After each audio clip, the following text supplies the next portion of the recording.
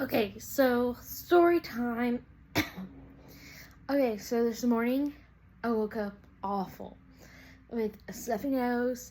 I started off Friday not feeling well, so I slept. Then Saturday I was so bad. Sunday I was really bad. I was still bad, and then Monday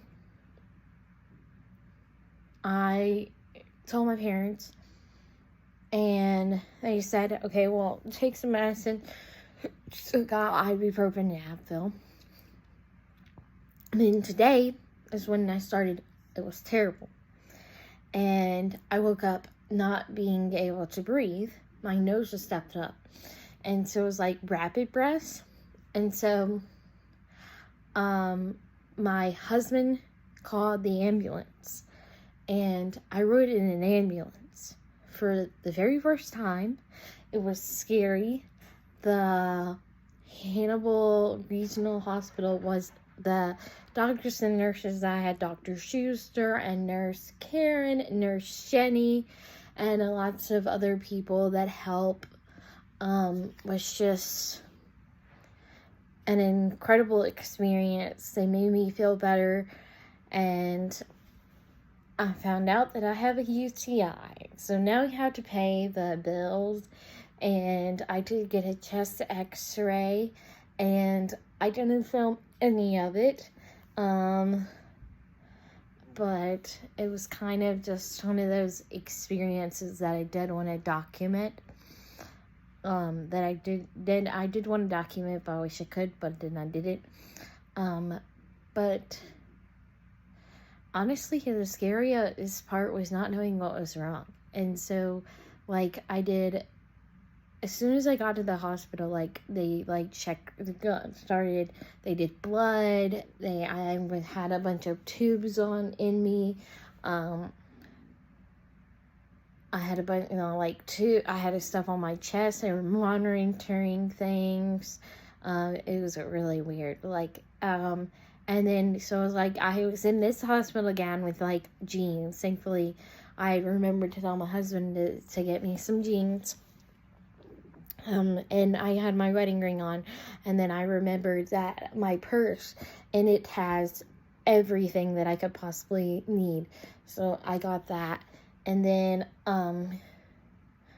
so he brought that, and then he followed in his truck, and we were there from, I think they came at 11, and then we went, and then we ended up going, I think we got there around 12 or 1-ish, and then I stayed until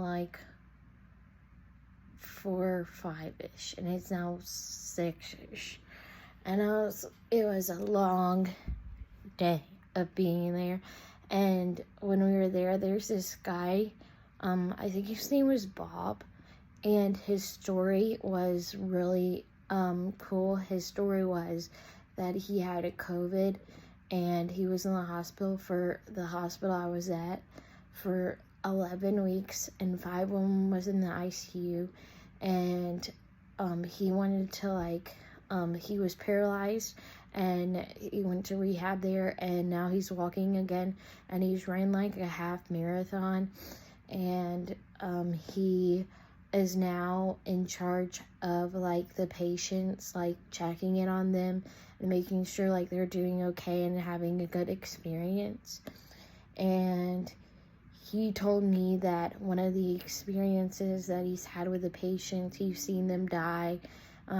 He hasn't seen a birth yet, but he's seen, an inmate was there, and it was, the best food, and, the best, something else, and, the best care, and then he didn't realize he was handcuffed, and because he had a blanket on him, yeah, so I remember also, today the blankets were so warm.